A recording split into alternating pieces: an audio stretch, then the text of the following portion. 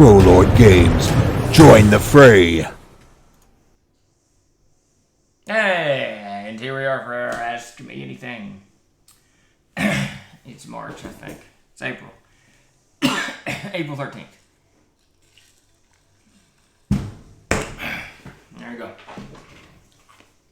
What's going on with my shirt? How's it going, Wolfgang? I said that's too much. Like Boyd Crowder. How's it going, Lord Dalius? Boyd Crowder was a justified reference, for those who don't know. How you doing, Pralix? We're here to jibber-jabber today about whatever comes up. All kinds of stuff going on as usual. Lots of work on the Castle Keeper's Guide now. I'm hoping to wrap that up maybe by tomorrow, probably by Friday. Possibly Monday, too. There's a lot of little bits that need to go in the back of it. Well, and I say wrap it up. We still need to do the index. So we hope to have the whole book kind of laid out and done so that we can dive into the index and get that fixed. I want this to have an extraordinarily comprehensive index this time. How's it going, McMullerlo? I can't say that. McAlarmory, 10K, Scotty, and Pralix Retro. And did you finish season 1 of Sweet Home? I did, actually. I think I finished it a couple of days ago. It was a very good show. I gotta say, I thoroughly enjoyed that show. A little slow at times. It didn't have the pacing I thought that, or I shouldn't say thought, I didn't have the pacing that I'm used to. But I gotta tell you, it was an exceptional, and I want to give a shout out for those of who have not seen Sweet Home. I recommend you go watch it. It's on Netflix, I think. Netflix or Hulu. I think it's Netflix. Check it out. It's very different. It's very cool. Lots of monsters. Lots of stuff. But there's a kid in there who's like 5 or 6 or I don't know. He's somewhere. He's very young. Yeah, there's a little bit of melodrama. I was just about to say, Lord Daly, it's the kid who's 5, the young boy who survives through the opening, whatever. I'm not going to spoil if he survives or not, but every episode that he is in, he's crying. Every episode and every scene he's in, he's crying. And I gotta say, man, someone needs to give the boy an Oscar. That can't be easy to do.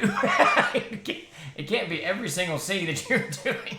It's some kind of, broken, terrible, sad scene. It's good. I enjoyed it. That streaming network. Yeah, it is definitely on Netflix. Check it out if you can. Like Lord Daly says, I mean, I don't know if I've watched quite a bit of television coming out of Korea, and I haven't seen this level of, I don't know if I describe it as melodrama, but there's emotions in it. There's quite a bit of emotions in it. It's a good show. I enjoyed it. A little slow at times.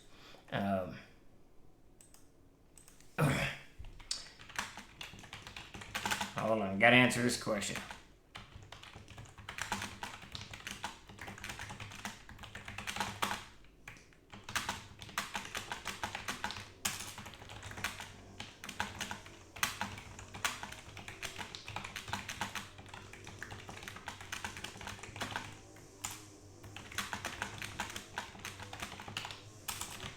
There we go.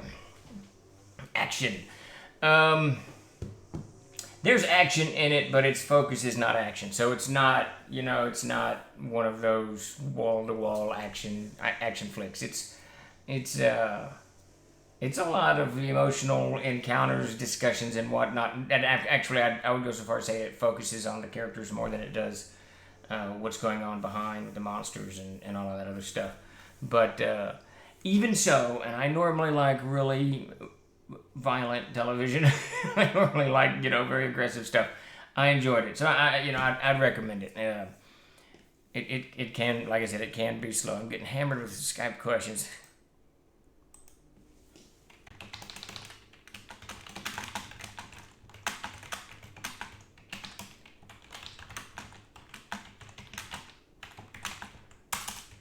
We had some very interesting conversations today that will, a new way of getting together online that I think is very cool. So we're gonna explore that next week and see if we can't set up some stuff that might be a lot of fun for all of us. That'll be very, very cool. How's it going, M5? Action Shield, how's it going? Hey, Lord Gazuma, Jay, how you doing? Slow TV at its finest, Stephen Chenault typing. Yeah. I don't suddenly everybody's asking me questions on Skype. I don't know what's going on. It's been an interesting day. Peter and I are hammering away on the Castle Keeper's Guide. All the text is laid out. All the tables are set. We're sticking with the green color. I think we're going to do pH. I'm not sure what color we're doing the pH, but anyways, so we got all that's done, and now we're putting the art in.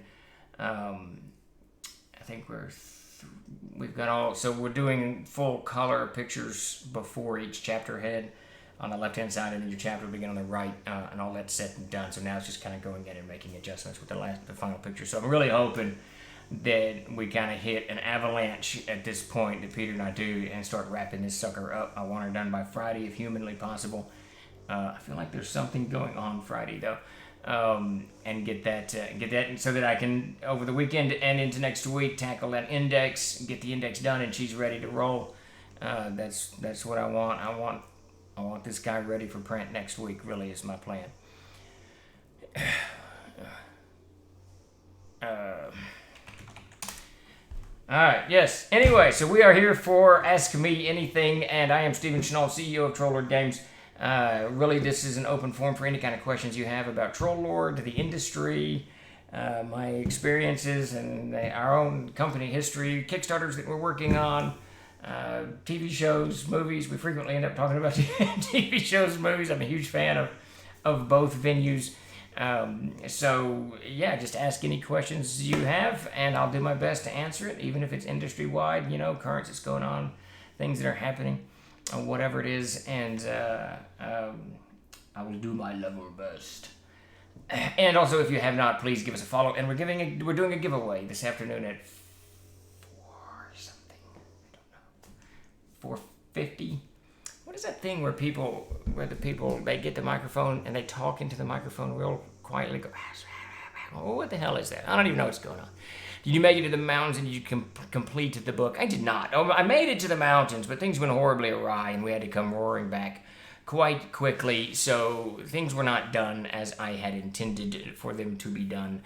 Hence, I will be working most nights this week. So to catch that up.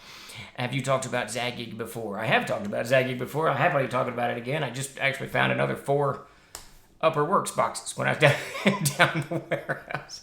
I really need to clean that place out. The whole front half of the warehouse is pretty orderly. But the back half is where things go that are out of print, or I don't know what to do with them.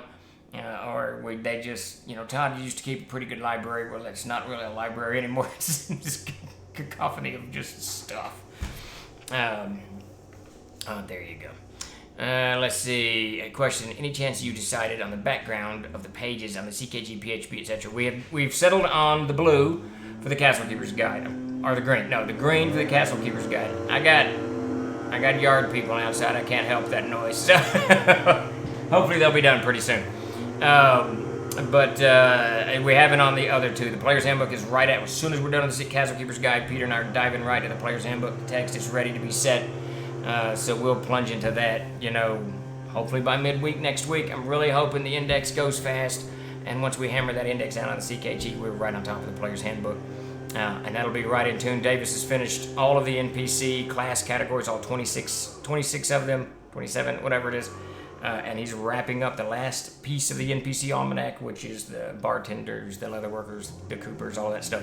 That should be done by the time we're ready for the Player's Handbook to roll off to print. So I'm really hoping in the next 2-3 weeks we've hammered down and wrapped up an absolute ton of these projects. We're anxious to get them done, get them back into print, rolling out there. Let's see. But I'll let you know. Davis had titled those books years ago: the green book, the red book, the whatever book, and I think I want to try to go with that. The text will be black, of course, so it'll be the background. I will come down and clean it for free. Yeah, it's a lot of stuff. We're having to make room. The memorial tomb arrived, so the book is in, and of course we're deep and it doesn't go to any distribution yet, so they're all in the warehouse, and they took up a monstrous amount of space. And we're down there trying to move stuff around because we've got really, we're going to have to get more warehousing space. We've got Starship Warden should be coming in next week, and the Monsters and Treasures of Air 5th edition should be coming in next week. And we ordered those deeps too, so it's going to be, and the Warden is 656 pages long, so it's going to take up a huge amount of space. Sell tickets to Spelunk into the back end. There you go. Just send all your extra Zagging stuff my way. You found a box of books that you had a fire sale on too. Seemed like those went quick. Yeah, I keep finding those classic monsters. I think we're done now. But we did the Classic Monsters second printing. I had the final box and we sold all of that. And then I found later the Classic Monsters second printing, another box, put those up. And then we found Classic Monsters first printing, a box of those, and we put those on sale. And they're mostly gone. I think there's about 5 left. I need to double check the Equid and make sure they're still for sale, because I think we had 20 on there. I'm not sure what we had on there. I'm going dumpster diving after warehouse is clean. Yeah, well, we got some stuff that's got to go. I mean, I got to talk to Tim tonight. There's probably going to be some discounted material rolling down very, very soon. Some of it is it's just got to go. It's got to move out of there. You know, I'm all about the runes. Oh yeah, we got to get that settled, don't we, Axe? James Malazewski credits you guys with being some of the very first of the OSR movement. Borfaxer, yes, actually, I know, not to toot TLG's horn, I don't like to do that necessarily, but Castles and Crusades we began putting the game together back in 2003, and it predated the OSR movement completely. We did a lot of playtesting and everything in 2004, and we released in August of 2004 at Gen Con. We had Castles and Crusades, and there was no OSR movement at that. That's old school revival. I've heard like 15 things that thing means, but there was no OSR movement. A lot of the guys that were in on the playtest for the Castles and Crusades Player's Handbook actually went on to found and create all kinds of material for the OSR movement. So Castles and Crusades, that's I got my Player's Handbook here somewhere. I'm working on CKG all day. And that's this guy here. That's our Player's Handbook. We're doing our 8th printing now. Tens and tens of thousands of copies sold. So it definitely predated him. Well, I'm glad that he credited us with that. That's cool. It often gets kind of lost in the history of these things and the history of role playing, and it spans 5 decades or whatever it is now, and you've got some people who are very vested in the history and everything that they, happened and didn't happen and what they wanted to happen and whatever. And those people who don't care, they just want to play the game. So you get this kind of mixed mess. Let's see, what is the OSR movement? So the OSR movement, I believe it stands for Old School Revival. I have heard several things that it also stands for, but it's essentially this drive after 3rd edition began to implode in 2005 and 2006. Castles and Crusades had just come out. There was quite a drive to bring back older, at least the facility of older versions of Dungeons and Dragons, and that's what a lot of guys did. Matt Finch created Sword and Wizardry. Oh man, I can't even think. There's so many of them. No, not Cobalt Press. There's another one that did a really cool Goblins and something. I can't. Oh, but you'll know what it is. And there's quite a few of them sort of coming out. 2007, 2008, 2009, and it continues to this day. There was, I can't remember what another one just came out. And they just did a huge Kickstarter on it. Did really, really well. And it's kind of a drive to get back to the simplicity of the game, which of course is what 5th edition did in no small regard. 5th edition kind of jettisons the complexity of 4th edition and 3rd edition and went with a much more streamlined version of the RPG. The Castles and Crusades predated the OSR movement, and some would even say launched the OSR movement, and the OSR movement and C&C and Dungeon Crawl Classics and Sword and Wizardry. All of these games helped kind of retool the approach to RPGs that I think Wizards of the Coast eventually took. So it's this nice, big, gigantic table of gamers feeding off of each other's energy and ideas and concepts and just gaming like crazy. Now, I've always found it very cool. I don't really get into the whole, they called it back in 2003 and 2005 the Edition Wars. I really don't get into that stuff. You play the game you want to play and you go with it. And a lot of these games have such similarities that there's no, you're just running a game, man. That's what you're doing. Mac Muddles is in the house. Muddles has joined us. Dude away, Dark Battle. Yeah. I guess that's what I'm supposed to be doing. And last night I listened to the first Crusader podcast. It was fun to listen to it, and I'll probably listen to more. I love those Crusader podcasts. I think they just released one yesterday. I need to get out there and push it all over the place. They do a lot of really good stuff. They talk to a lot of people in and out of the game, and plus they have really good voices. I like to hear their voices online. It's good stuff. 2003, 2005 was a wild time to be in for fantasy. It was crazy. We all knew. I remember talking to John Nephew from Atlas Games in about 2002 or 3. I think it was 3. It may have been 2. I don't know. At the Gamma Trade Show in Las Vegas. And those of you who don't know, John Nephew is an extraordinarily talented game designer, a very good writer, and he's an extraordinarily good businessman as well. And he's crazy nice. So he and I ran into it at a restaurant, and we sat down and had a conversation. And he asked me, he said, what is your plans post D20? And I was like, which is 3rd edition. And I was like, we haven't really scoped out much. We were working with Gary Gygax, we had all this kind of stuff. But he was telling me, he warned me because he'd been in the industry for a while. He said, Old School Essentials. That's the one I was thinking of. Nephew was like, and he warned me. He said D20 is going to implode very soon, and when it does, the market's going to bottom out. And sure as hell, he was right. About 18 months later, it had completely collapsed.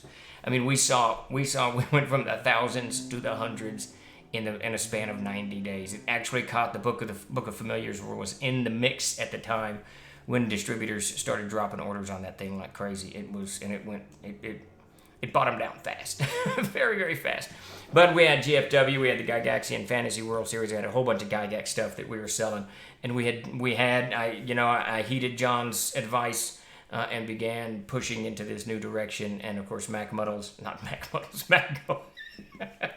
Golden, who's in the thread somewhere, Davis Chenault, they started designing this game, and we all got together and put it together, and hence Castles and Crusades was born, which really, even as the GFW got us through that horrible glut, that collapse of the market in 2005, 2006, but it was Castles and Crusades that by 2010 or so began getting its own really nice legs and selling as we created more content for it. And of course now Castles and Crusades has got, sweet goodness, I don't know, 25 hardbacks that go with the book. Maybe not that many. It's a lot though. It's a lot of books. Wizards probably saw the success and moved 5D D&D next in that direction. I think they definitely heeded what was going on and what was happening in the market. And the fourth edition really attempted hard to kind of gather video games, to harvest video game players into the RPG community, and it did so. I think it did so completely. It approached it completely incorrectly. Trying to make it video game like interface, which I have come to realize. I kind of knew instinctively at the time, but I'm running a table with a bunch of young guys, all video game players, and these guys love it. They don't want any PDFs, they don't want any digital, they don't want digital dice rollers, they don't want any of that stuff. They want the books at the table with the dice, and they're playing like crazy, absolutely crazy. So it's a completely different take than I think for us older gamers, people like me. I'm sure there's some younger people watching the stream, but for older people like me, the digital stuff is like this new advanced method of gaming and everything. But for them, they play video games that range from the very simple to the extraordinarily complex. So to throw in some, a PDF or digital something, it doesn't have any meaning to them. But the books do. To them, that's the new thing. That's something that's different than what they've been doing. I don't know. It's a very fascinating take. I'm just kind of getting my mind around that and what TLG is going to do going forward with this kind of thought process that I'm having. It's going to tie into the way we do VTT, the whole thing. I have some ideas. They're just germinating. They're just kind of coalescing in my noodle paint up there. Let's see, Labyrinth Lord. That's the one I was thinking about. Yes, Labyrinth Lord. That came out very early with Swords and Wizardry. Old School Essentials is the kind of rebirth, the one that's really doing well now. Wizards. Hi Steve. So we're the Gygaxian Fantasy World Setting Series, some type of first publications for TLG. Do y'all still have any publishing rights whatsoever for those, or an open avenue to ever possibly get them? So with the first hardcover book that Troll Lord Games, I might actually have it here, that Troll Lord Games actually published was Gary Gygax's the Canting Crew. Is that right? Yes. I had to think about it. The Canting Crew was the first of the Gygaxian Fantasy World series. We eventually went on to publish 7 of these books.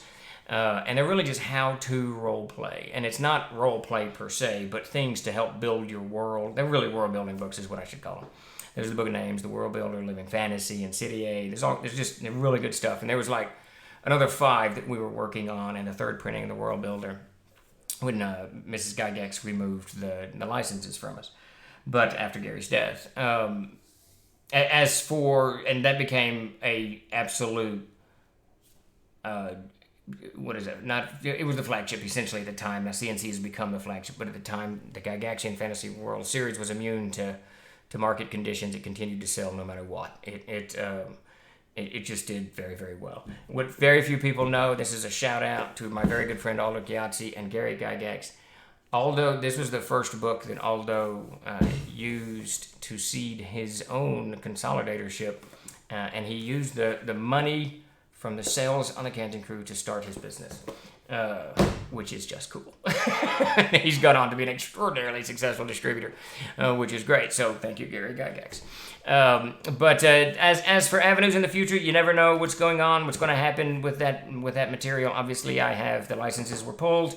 And I acquiesced. I told Gail at Gary's funeral if she wanted out that I would release her of the contractual duties and all of that. And she called me on it, 8 months later, and I said yes. I told you I would, and we did. So I have no legal connections anymore. I'm very good friends with Luke Gygax and Ernie Gygax. So in the future, who knows? I don't ever say no to anything, and well, I do say no to some things, but I would never say no to something like that. And I had a conversation with Gary in January of 2008, a couple of months before he died. And we did some conventions up there at Winter Dark, and I sat and he listed this long catalog of things that he wanted to do. He prioritized them. He said, I want you to do this, this, this, and this. And we were working hard on many of those things, Legendary Adventures, Kings of England, Kings of France, all kinds of stuff when he passed away, and the licenses were pulled. But I still owe it to Gary. I promised him I would. So if the opportunity should ever present itself, I will certainly jump on that. I will pick up right where we left off in March of 2008 and move on. I see my kids know more about 5e than I do. I'm officially old. Yeah. Originally released as BX Essentials back in 2017. Yes, they've had 2 Kickstarters. Check them out. It's really good stuff. And it's very, very, it's old school. It's part of that. It's part of this thing that when people are, there's older gamers who want to kind of revisit that style of gaming, but there's a lot of younger gamers that are learning that there's different ways of doing this. There's not one right way or one wrong way. I've never quite understood that concept. You're not doing it right. What? What's a role-playing game? Play it, however you want to play it. But so there's, that game offers a lot for old, and as does Castles and Crusades. I should do this horn as well. How do we make CNC the king? That's what I'm regularly thinking about. Yeah, we think about that too. I'll say this: Castles and Crusades her sales have continued to grow. The markets for us has continued to grow. It's been a very good 3 years, really 4 years now, I guess. And we've been hard slogging it for a long time. The game is, I honestly think when the 8th printing comes out, we're going to streamline some stuff. We're going to make things a little bit, I think the cover is going to be very appealing. I think that we'll get even better traction in the next few months. I really do. I'm very confident about that. Every printing that we put out, it gets more traction, and this one's going to be one of the most interesting, I think, that we've done in a while. Me too, Axe and Shield. Yeah, yeah, for me it is. It really, for those new to the stream, if you haven't, we offer it for free. You can get the Castles and Crusades Player's Handbook. I'm going to try to find it. I'm going to fail. Chuck is off today. He's taking care of some personal issues. And Tim's email is, our internet is as normal, a complete disaster. See, I keep yanking this damn thing off of our featured products page. That ain't it. I can't find anything. Here we go. Alright, so if you have not, you can download the Castles and Crusades Player's Handbook for free by following that link. So check that out if you haven't. And real quick, if you haven't given us a follow, please do so. We're always building this Twitch channel and having a lot of fun doing it. So dive in. I always felt a little bad about Book of Familiars, especially since I wrote the Clerics chapter. It's a fantastic book. It really is. But man, did it get caught up in that D20 collapse. It just got mauled. The sales evaporated. Because I think it's a great book, and it's a great book concept. CNC 2005 through now, still on the upswing. It's the king that is always there. Hoorah! Yep, that deserves a good troll's Omut. It's a fun game. It really is. And as Omut's pointing out, he picked it up long ago, and is still playing it. And we haven't changed the game. So if you're into it, check it out, download it, play it. And we're not. So long as I'm at the helm, we're not going to do a new edition at it. So, and I don't plan to go anywhere anytime soon. So, okay. For the only good stuff about free was the Monster Manual's discussion of tactics. They can actually touch a game book. They can actually, yeah. I didn't ever play for you, so I'm not sure. I know, I remember the discussions of before it came out, at Origins, at one of the Gamma Trade Show, and then in those days at Origins, manufacturers, obviously at Gamma Trade Show, because that's a trade show, we all got together, but also in the bar, I can't remember what that bar's called at Origins, there was always the manufacturers gathered in the bar and hung out. And that's where you got a lot of, at Origins, you really got a lot of info on what was coming, and that's where, in talking to Wizards of the Coast people and everybody else kind of back in those days, I knew what 4th edition was attempting to do. I didn't really agree with the approach, but they tried it. I mean, and it's pretty cool. They tried something very aggressive to get younger players into the game, and kudos to them. I mean, that's something very cool to attempt to do. Just don't lose the actual play at the table element, please. Well, that's not going anywhere. That's absolutely not going anywhere. In fact, one of the things that I'm kind of germinating in my head is to somehow bring the theater of the mind, the type of gaming that I do, into the VTT universe. So that you can actually have the best of both worlds. If your gaming buddies are scattered all over the country or the planet or wherever, you can still game with them, but we don't lose the theater of the mind thing. That's kind of where my head is these days. My drawer. It sounds like Godzilla. I love that drawer. Personally, might much rather be around a table with friends. The other stuff is good for when you can play by remote, though. That's Mr. Face. I'm finding that with these younger gamers, they are loving it ever much as we do as well. I think that the idea that you're either one or the other is, it's an antiquated idea almost. Even when the Atari came out. Now, I will say this: when Atari came out, why are we doing this? We could be playing Dungeons and Dragons. Why are we playing Atari? But it was the same group played Atari that played D&D, and I don't think anything like that has changed really. I think young people are gamers. People are getting. We love to game. We've talked about this on the stream before. There's something in our species that makes us gamble. I don't know what it is. Probably way back then we had to eat food from, we didn't know what it was, so it's kind of a gamble to figure out if you're going to survive or not. I don't know what it is, but we love to game. It entertains us, and it's from the Roman Colosseums to our tables. Humans have been gaming forever and a day. Let's see. Hey Steve, sorry your Thoreau weekend at Walden Pond didn't work out. Yeah, no, it did not work out at all. It did not. These things happen sometimes, What does Ferris Bueller say? Life comes at you fast. So that's just the way it is. Yeah, that's the thing about the VTT. There's something, we're missing something here, and TLG's going to figure it out. I am an older gamer, mid-50s, that played face-to-face back in AD&D days, but yet I totally prefer playing online using VTTs than anything face-to-face due to the tools and automations in programs like Fantasy Grounds. So kind of hard to generalize about such things. It is, and I had that conversation with my friend Alder the other day because he's a huge Fantasy Grounds fan. Of course, we're doing a complete overhaul of our Fantasy Grounds line because it's not something we want to drop whatsoever. But in that conversation that he and I were having, it is where it kind of triggered my thought process, is that we take the best of VTT but don't lose the theater of the mind. I think that's kind of, because he described it's really cool that the DM can have a fireball cast and kill and do the damage to 30 odd kobolds or whatever he said, and it's all calculated and you don't have to track it all. And I said, that's cool, that is cool, and it's very helpful, it's very functional but at the same time, it takes away from the CKs, GMs, DMs ability to control the narrative of the combat if they wanted more goblins to live or less goblins to live. So somewhere in there, I feel as if there's a happy medium. I think, I don't know.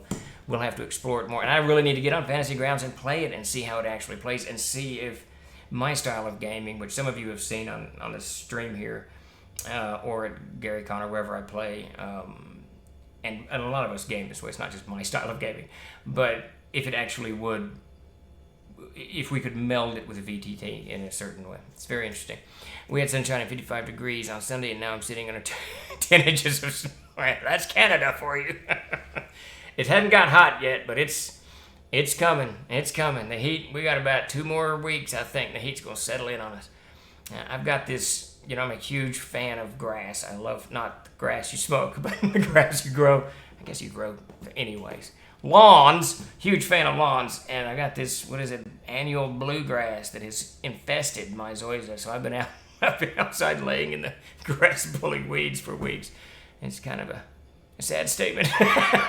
What interests me. Does TLG still own the written material contained in the GFW? We do not. We own all the art. That was all owned by Troller Games or Peter Bradley. But all of that, the only thing that was ours was some of the prestige classes from the Canteen crew, of which one at least made its way into the Adventurer's backpack. But beyond that all went back to Trigi. And I think Miss Gygax has dissolved Trigi and created a new company called Gygax Games or something. But there's a lawsuit going on. You probably can find it online. There's all kinds of stuff going on with that stuff. So we do not. Sadly, we do not. All right, some people have all the fun. Good to stay home and listen to Steve. Yeah, yeah, there you go. Well, I'm glad you get the rabbit ears dug out. Love the history. You don't get this very often. Well, I've got a lot of it. So, I do this panel at conventions, and I need to just start doing it here. TLG's in this weirdly accidental, unique, and it wasn't planned at all, because we started publishing back in 2000, and so in those days you still had blue lines. The printers gave you blue lines, a big bundle of printed material that was all in blue and with the printer marks all over it, and you had to go through it and make your corrections and send them in like that. To today, where it's completely and utterly different, all the way down to POD and digital sales and VTT, and these conversations that we're having were just fantasy back in 2000 when I started this. So we got this, we straddled the whole thing. We got our toes just barely, because it was changing very rapidly. POD was on us by 2005. Is that about right? Kickstarter starts in 2008. Completely changes the distribution model. So yeah, it's all kinds of goobly goop rolling around in my head here. See, one of the biggest issues I have with younger, newer gamers is they want to watch people play instead of playing themselves. I work at a 2-year college and run an intro to RPG game each fall for about 3 to 4 months just to get new players started. And I usually have from 5. Well, that's not too bad, Scotty. That's not too bad. And they do it's entertaining too. But what you should see, check in to see if these younger gamers that are at your school or watching television, because I can tell you that my 2 sons, who are some ages between 20 and 15, one's 15, one's 20 now, don't watch any TV, no television, none. The only way they watch TV is I say, hey, sit down and watch this scene. That's it. They don't watch any of it. But they watch streamers play games. They watch commentators. They watch YouTube, which is essentially television. So I think they're actually doing the same thing we did. They just have a different venue of doing it. So it's just kind of interesting. And in our day, how many people that were watching TV actually would play a role-playing game? I think for a brief period, 1980, 1982 to 3 or so, a lot of people played Dungeons & Dragons. But by the early 80s, it had begun to develop into the perception that it was a game for geeks and nerds and what's nots. And I hate all of those terms, I got to tell you. But and not because I was ever particularly cared that I was called one or not, but I prefer gamers. We're people who love games.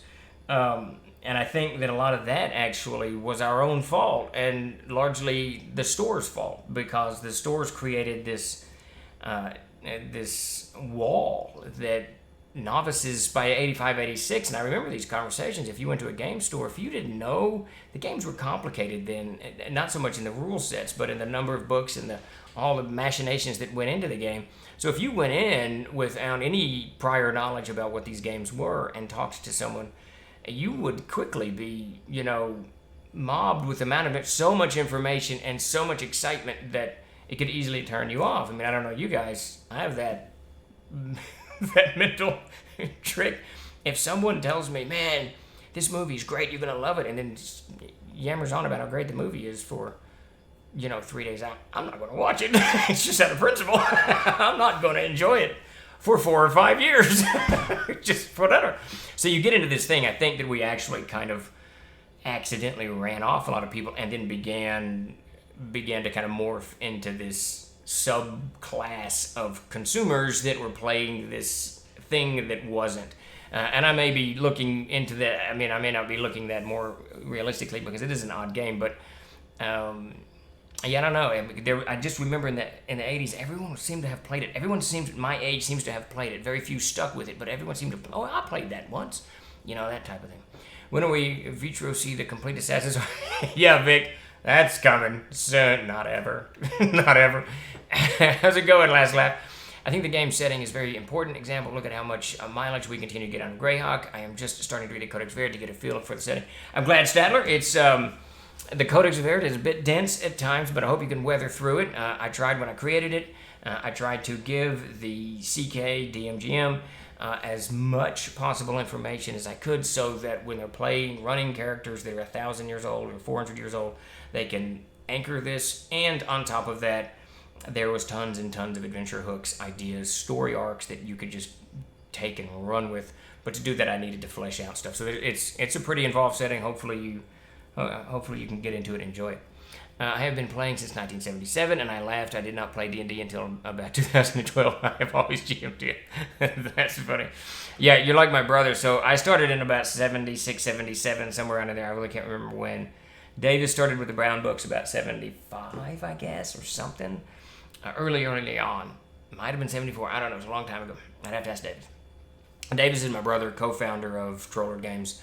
Still works for the company now, and co-creator with Mac Golden of the Castle Keepers Siege Engine. Castles and Crusades Siege Engine.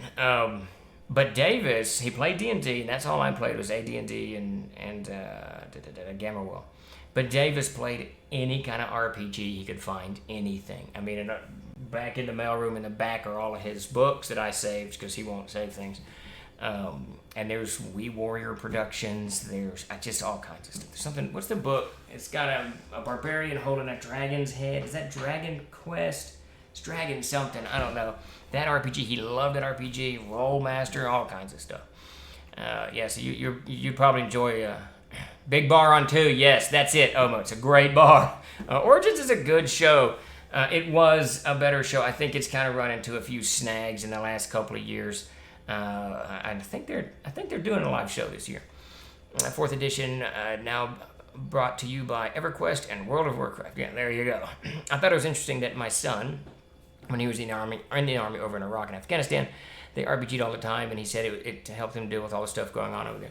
I don't doubt it, Scotty. We still have this program. We had a program during the Gulf War where any soldiers or Navy or airmen over there, if they wrote us and gave us an address, we would send them a box of game material.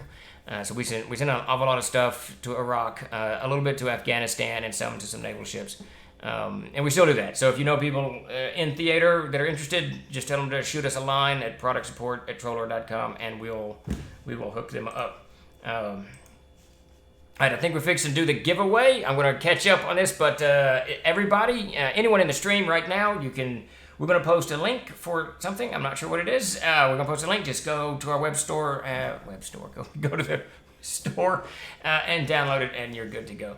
Can't pass the Doritos and Mountain Dew through the computer. Dr. Pepper, no Mountain Dew. Here for the PDF. There you go, Doc. Well, it's coming your way very soon. Hope you enjoy it. It's an adventure for amazing adventures, I think.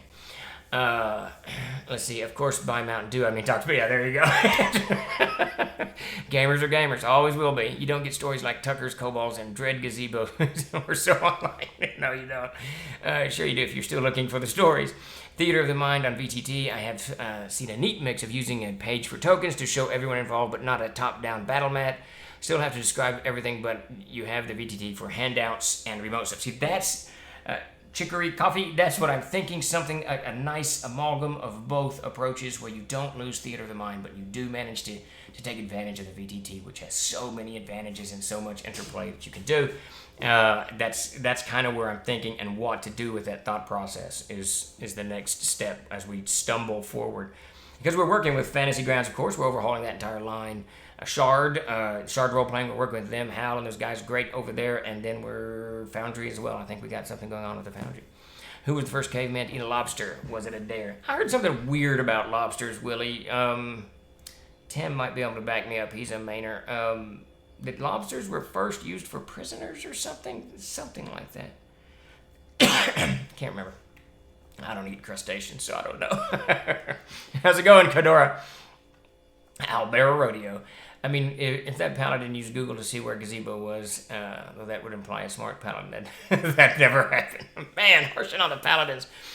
You don't Google Gazebo, you fireball it. I use FG and Roll20 when I live play just to keep up with the accounting stuff in an occasional map. You don't have fireball spell. I think we're wandering into the Gazebo thing. How's it going, King Kothar? I run 2 separate FG campaigns using Theater of the Mind technique. It works beautifully. That's kind of what I'm thinking. I think that's kind of where it needs to land. I could be completely wrong on that, though, but I'm not. Yes, VTT is a tool. It can be used to enhance play at the table if used properly. No automations, some icon display any map. You can digitize Fog of War. You can digitize Fog of War, and that's pretty much it. Hey, when I had people watching me play games, I tried to get them involved even indirectly. Just talk to them, get them thinking about what we do. Yeah, that's kind of the thing. I think that, I got way behind everybody. I think that's what... The game systems are very different, right? Video games are very different from... I forgot what we were talking about. From RPGs? Jesus. I'm going to get a Dr. Pepper. So I think that trying to replace one with the other is not the approach to do. But I think using one to enhance the other is really the way to go. We've been at this game for so long. Yes, we have. A long time. It's kind of cool. Kind of amazing. And I'm still playing with the same group that we started with in 85. We scattered in the 90s and somehow coalesced here in Central Arkansas. I started in 78. Live, that is. So you were born in 78. I guess that's what you're saying. That's fantastic. See, we got to sit down one night and force you to play some wildly different RPGs. Yeah, my RPG experience is fairly limited. Other than being a publisher of RPGs, I played a very little bit in the Brown Book. So my brother got the Brown Books from one of my father's soldiers who was hardship touring to Korea. And I played just a little bit with that. I really wasn't that interested when Davis first started doing it. But later, he got me to run, and he ran me in a few games, and it was kind of cool. And then I remember the Monster Manual came out, 77 or whatever, and he got that. So at that point, though he was using the Monster Manual and the Brown Books, I kind of consider that AD&D. I don't know what a proper term would be. But, and then once the Player's Handbook or whatever comes out, I just stuck with AD&D. And by 80 or so, 79, 80, I was running games. Davis had his own group, I had my own group. I played Gamma World a little bit. I want to say I know I played Mercs once. Back in like 84 or 5 or something with Matt Golden, I remember. That's about it. And then Castles and Crusades. I played 3rd edition once, but I went from CNC. I went from AD&D to CNC in 2006. So my repertoire of RPGs is very limited. And while I've played more RPGs than a lot of people I know, I'm fairly sure I don't want to. Something like Fate, I never played that. DQ was one of my favorites as well. Dairy Queen, man, I don't hear about Dairy Queen very much. Dragon Quest is what you're talking about. Is that the one with the dragon with the head? That's how you get roleplay experience with a punch and a Judy show. Nice to be young and having started in 85. Yeah, there you go. I'm not feeling any age, so is that good? I suppose that's good. The fact that your PDF link uses an acronym of the title and it still comes out. Arg, PDF is absolutely There you go. Is the code broken? Hey, I got it to work. You might want to try it again. Okay. Our codes are always breaking. Okay. So it's sort of working. Just keep hitting it. We might be getting a lot of folks over there. It's multiple versions. Go with Borf's link. So what new things do you have coming out besides Starship Warden? So what did we just release? We just released something, didn't we? Of the Horn God winners has shipped, and that should be coming out very soon. The Monster Treasures of Air. There's something we just shipped that just came in. Oh no, it's Memorial Tomb. Memorial Tomb just landed, and it hadn't started shipping yet. Got some issues with that. We got it fixed. Monsters and Treasures of Air for 5th edition is coming out. Starship Warden is coming out. CKG should be going to press, hopefully, in the next week or so. Player's Handbook, 8th printing right after that, and then the NPC Almanac. And once these things are to the point that I feel as if we're pulling the trigger on them, or they're printing, or they're shipping, or we're done on the work side of things, meaning to say we're just kind of waiting for them to get here. Then we're going to launch full bore into wrapping up of Gods and Monsters 2nd edition. That should be done. That actually should be print ready in about 30 days, and then we're plunging full force into the Planescape. So that's really where I want to take us for the next 6 to 8 months. I've been working on it for a while. I got a mountain of stuff already written. I'm play testing it in my youngins group, and so we're playing. The Planescapes is coming soon, and then we've also got a Robert E. Howard Kickstarter that we're going to be doing. We're going to do a massive art history of Robert E. Howard very, very soon. So it's going to be an exciting year. I've been pumped about this year for a while, and I'm ready to get these books out of the way so we can wrap them up. Amazing Adventures is a great game. You should definitely check that out. So we've got a Siege Engine version, which is the same one that goes with Castles and Crusades, and then we've got a 5e version. If I had them here, I would show them to you, but I don't. So there you go. See, yeah, you need to use it on the product Rise of the Red God RPG crate. I was on the 5e version. Where do we? You scroll up. The Whiz Kit. I don't know why I couldn't read that, and that was ridiculous. The Whiz Kit. Just scroll up. It should be there. Yeah, great babes. Just scroll up. Just note there was an amazing Adventures 5e Rise of the Red God digital, which is not the version with a discount. I don't even know what's going on at this point. Trickery. Let's see. Yeah, okay. There is an Amazing Adventures 5e Rise of the Game. Okay, so this is the Siege Engine version that we're giving away. Check it out. We offer Amazing Adventures. I wish I had them in front of me, but I don't. In both, there's a Siege Engine version. I think there's a sale going on too. I think we got a 3-book bundle deal going on. Any chance TLG will be at North Texas? Got my shot and hotel ready. I hope I can make it. We don't have any plans to be there. It's a very small con. I hadn't been in a few years. I do have my shot. If things change, I'll let you know. Of course, I got the Johnson & Johnson shot that they just quit doing. So who knows what's going to come of that. And would you like to be at the Worldcon 2021? It's in December now. Maybe shoot us an email over at Product Support. We're fixing it. One of the things that we're working on is this new approach to conventions. I had a long talk with Joe Goodman over at Goodman Games, a very good friend of mine. And he's kind of enlightened me to some new software that I'm super, super excited about. So we'll see where this goes in the next few weeks. Hold on. Let me get that for you. Okay, so the code is... Alright, so... Yeah, okay, so it is the Siege Engine version. I'm going to post that here. And the code to download it is blah, blah, blah, blah. That's your code. Did it go? Blah, blah, blah. For all that old school games, go to YouTube and look at Thaco. Is what we used to do. Thaco. I never understood Thaco. I still don't understand Thaco. I never played 2nd edition, though. I think most of us didn't understand the difference between all the versions of D&D back in the day. We used any soap. That's exactly right, Hive Mind. I remember, this is the funniest conversation I had, I think, with Gary Gygax.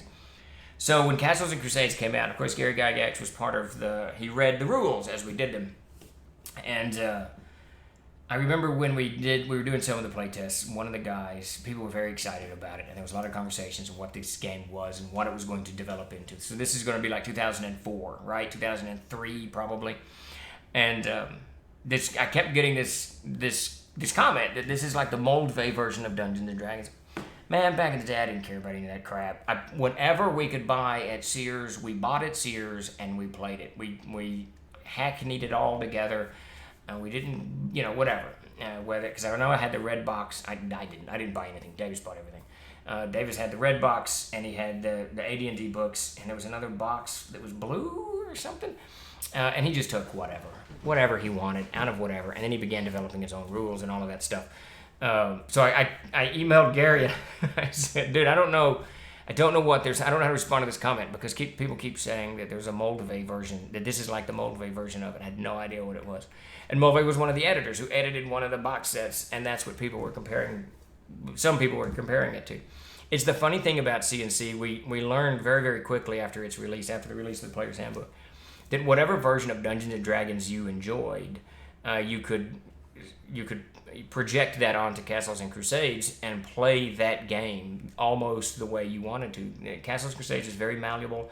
It's got a very simple mechanic, the siege engine that drives the whole thing. It's an attribute check system. It's insanely easy to learn and crazy addictive. Once you start using it a lot, you're going to be super pumped about it. And again, we offer it for free. The Player's Handbook. I'll put that back up. If you're new to the stream, please give us a follow. I keep forgetting to say that, but also go download the Player's Handbook. It's right there. Let's see. I know what you're talking about. There have been a couple times recently I'd have been tempted to yank out my little white box. Had a character back in the day that had a negative THAC0. Are you kickstarting of Gods and Monsters? So Khador, Gods and Monsters is going to be one. We're going to release kind of. We did a Kickstarter a few years ago that had that in it. It was the very last stretch reward. It wasn't even on the planning table at the time. I had some concepts and some conversations that I wanted to do with it, and that was it. So we finally done with it. It's written. It's in editing now. The art, I think, is mostly done. So we're hoping to wrap that up. So we're going to do a limited release for that Kickstarter. Everyone in that Kickstarter is going to get, well, not everyone, but whoever pledged for that level is going to get that, and that's going to them. At that point, however, we're going to take that of Gods and Monsters, and then there's some more stuff that we may end up adding to it. Davis and I went over some stuff the other day, things that just expanding on whatever. So if we do a Kickstarter on it, it's going to be an expansion of that book that's going to be released very soon. We may not do that. The book is pretty complete as is. I'm pretty happy with it. But there's always so much more that you can do to these books to make them better. But at a certain point, you have to stop and release it, and put it out there, or you'll be working on it forever. In my opinion, the games you should play at least once, if only to experience a diversified pool of mechanics and design approaches, include Call of Cthulhu, Warhammer Fantasy, Cyberpunk Red, Paranoia, Fate, and Traveler. Traveler! I played Traveler. I remember that. I did play Traveler. That's the one where you die at the beginning. RPG Crate, whenever it made a roll successfully, the target recovers hit points. Castle Keeper's Guide. We're deep into the layout. I'm hoping to we might have it done tomorrow. Doubt it. Hoping to have the layout done by Friday. And then we just got to put the index together so that that's going to take a couple of days. The index is I want this to be a very inclusive index. I mean, I'm going to hit every page in that book and try to have everything that's in there listed in the index. InDesign gives us a great tool for it, but it's still time consuming. So I'm hoping to do that on Monday and Tuesday next, maybe this weekend. I don't know. Weekend's already kind of cluttered with mess. But if I can get that done Monday and Tuesday, then we will release it to the backers complete, and then we will sit on it for 7 days, let people throw, you missed this, here's a misspelled word, fix this, then we send it to the press. So within the next 2 weeks, I fully expect that book to be press ready. I've heard WFRP called the best game everybody doesn't play. Absolutely second. Call of Cthulhu Planescapes includes Sigil. There's a version, there's something like that in the way we're developing it. We're going to tie it to Aird, but we're going to make it so, the world of Aird, so we're going to make it so you don't need Aird to do it. But we're going to weave that stuff into it. I always liked Sigil. In our big game, we did a long stretch of Planescapes with Sigil. It was very cool. Let's see. Let me scroll. I'm trying not to miss any questions here. Did I hear you mention something about Planescape? Or did I? No, you completely, Brad. Deep. We're already deep into it. Gahana's mostly done. The Ethereal Plane, that's mostly done. Not completely. It's about half done. What we're trying to do with the Planescapes book is make it very playable. There's all this content out there on the planes. I've got a lot of it from way back to whenever to today. And a lot of it's not, for the CK, it's not playable. It still requires so much stuff to do. So we're trying to make each entry to be something you can grab and roll with easily. And that is the plan. That's what we're struggling with now. And as soon as we're done with these projects, which should be in the next 30 days, 40 days, we're all in. We're all in on the Planescapes. Blah, blah, blah. Well, I do not like okay, we're arguing games now. Which I can't argue because I haven't played that many. So, any remember which Kickstarter had of Gods and Monsters? It's going to be Player's Handbook 7th printing, I think. So we're horribly late on. No, maybe 6th printing. I don't know. It's one of those. We're horribly late on the thing, and we will offer it for sale. So if you missed it, if you didn't get it there, you'll be able to order it from the site. But I'm really. I sent an email out last week. I want this done. It should have been done. Should have been done 6 to 8 months. It should have been done 2 years ago, but it should have been done 6 to 8 months ago, and it keeps getting shunted to the side. And it's one of those things I don't want shunted to the side anymore. I want it done. There's been a couple of projects like that just keep getting pummeled and knocked out of the way. And of Gods and Monsters, Jim Ward's original book is a very good book, and this is going to be. And it may not be called. Heads up, it may not be called Of Gods and Monsters because there's no monsters in it, and it's all gods, and there's a whole 25, 22 pages, whatever it is, of information on tips and whatever on how to integrate the gods and deities into your game. So it's gone in a different direction. So it may not be called Gods and Monsters, but we'll let everybody know. George feels it's not that Chenault guy again. Mostly done equals half done. I'm very happy that the hard part on the CKG, the tables, there's so many tables. I think one chapter, is it chapter 4, had 32 tables in it. And each table has to be laid out and, gridded and all of that crap. And it's time consuming. Now, Peter's got it pretty good, and he's got what it's called a style guide or something in InDesign. So it goes pretty quick. But even so, and we've got that all done. The text is all laid out. We've got the opening pictures sets, section head sets. So I'm pretty confident we can start hammering that guy down. I've been playing since '77, love 5e, but new to CNC. Feel like sharing the love after playing CNC with Stephen. I'm glad you enjoyed that game. 8 to Serve. It was a lot of fun. That was a hilarious game. I gotta say the best line to sell CNC should be. It ain't formulaic and predictable. It's not formulaic at all. It is, and it's really the game you want to play. I mean, if you want it to have all of that structure, it's there for you.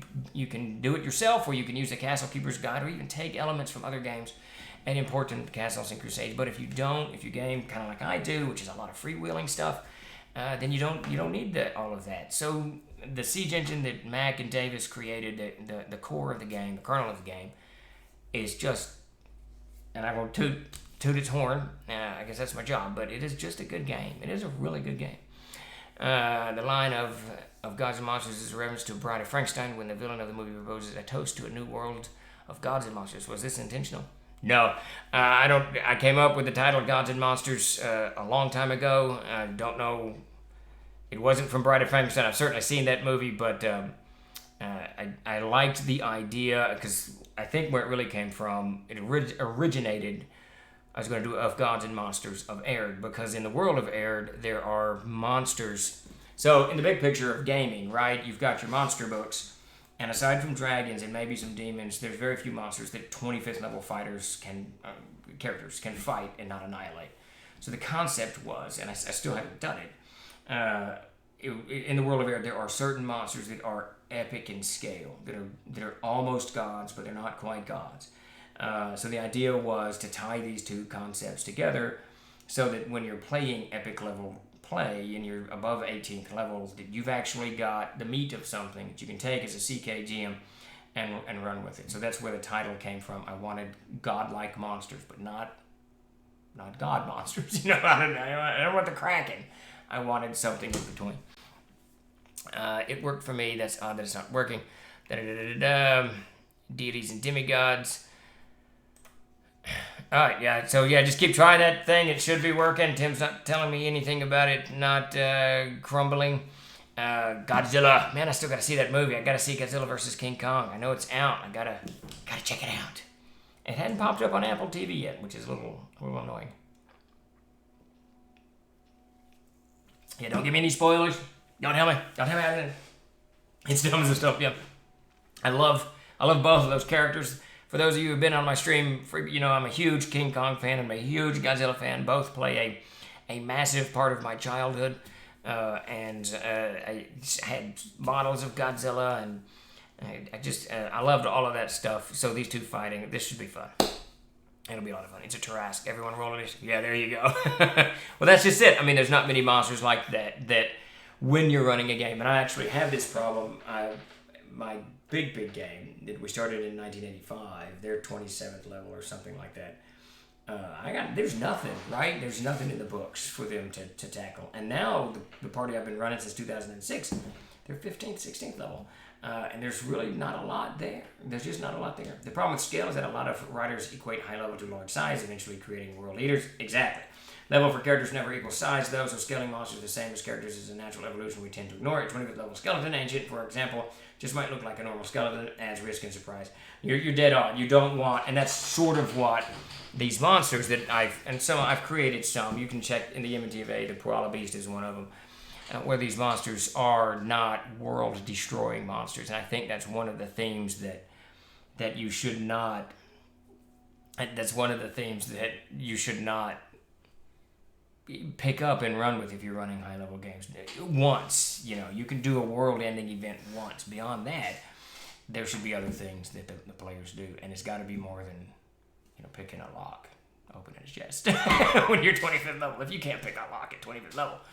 How about a book that covers running domain, cost of building and upkeep in castles, running a guild, those sorts of mid to high level things? That's funny, David, because the CKG has a lot of that material in there. It definitely has the cost of building a building. It has the cost of upkeep. You can hire, in Chapter 4, you can hire all the servants you need to run it, stable masters, sages, coopers, whatever it is. All of that's in the CKG. And ironically, this game that I'm running for these young guys, one of the first things they did, they were their first treasure trove.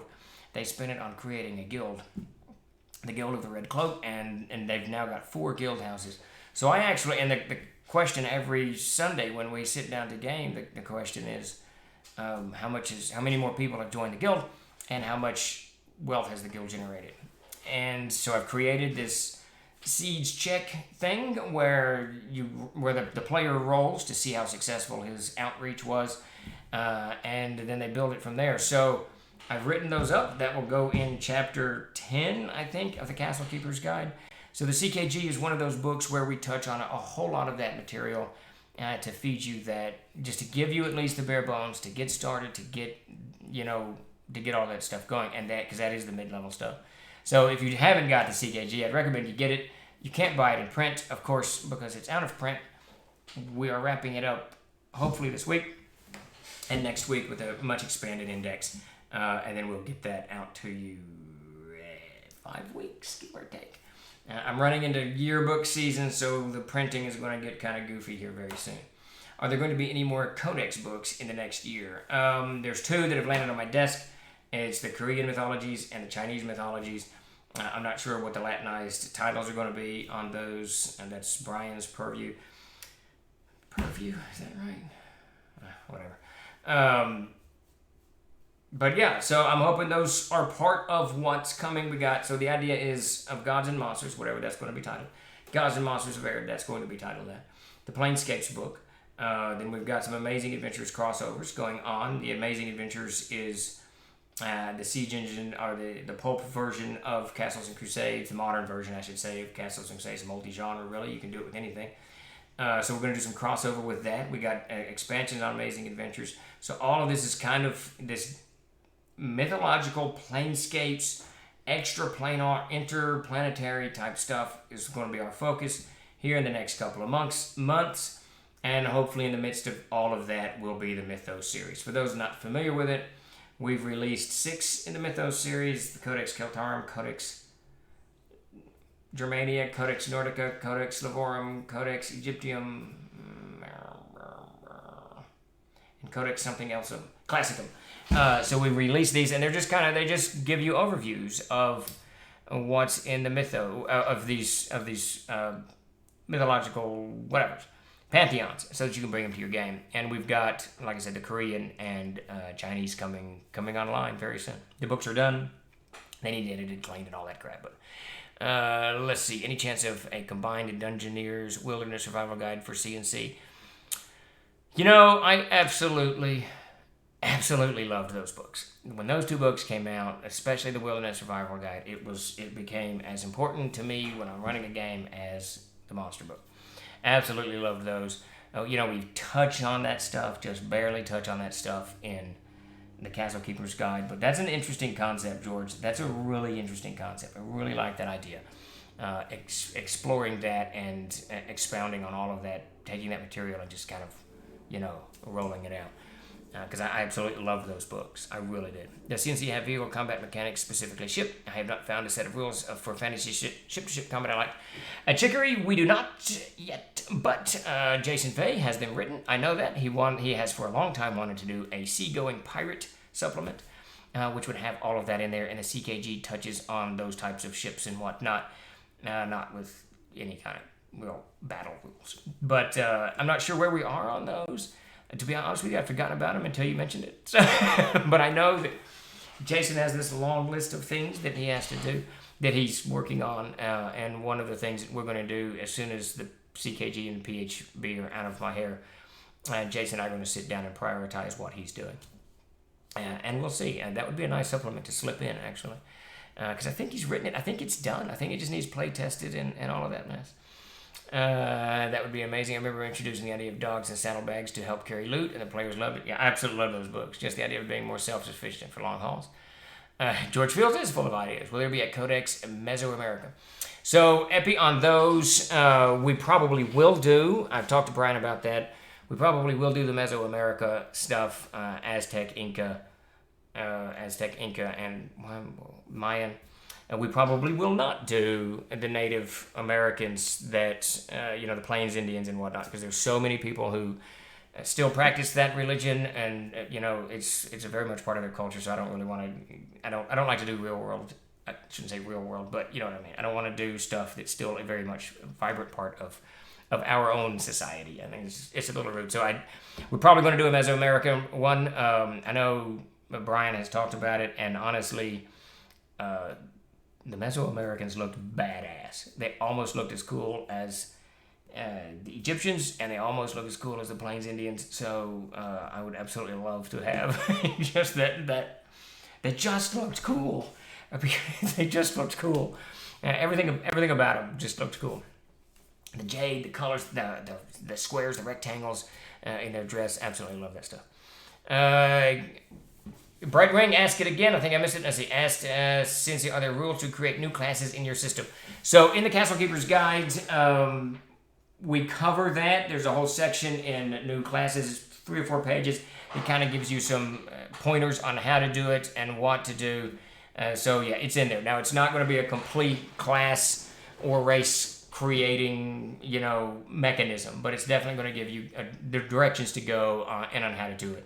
The Castle Keeper's Guide's purpose was really, so when you play Castles and Crusades, you really only need the Player's Handbook and the Monster Book. And the CKG was there so that all of that extraneous stuff that GMs run into that they need, from the costs of a room to, what happens after a character dies, we touch upon it, not always in the detail that we would like, but, obviously space, we have a 12,000 page book, but it's definitely in there.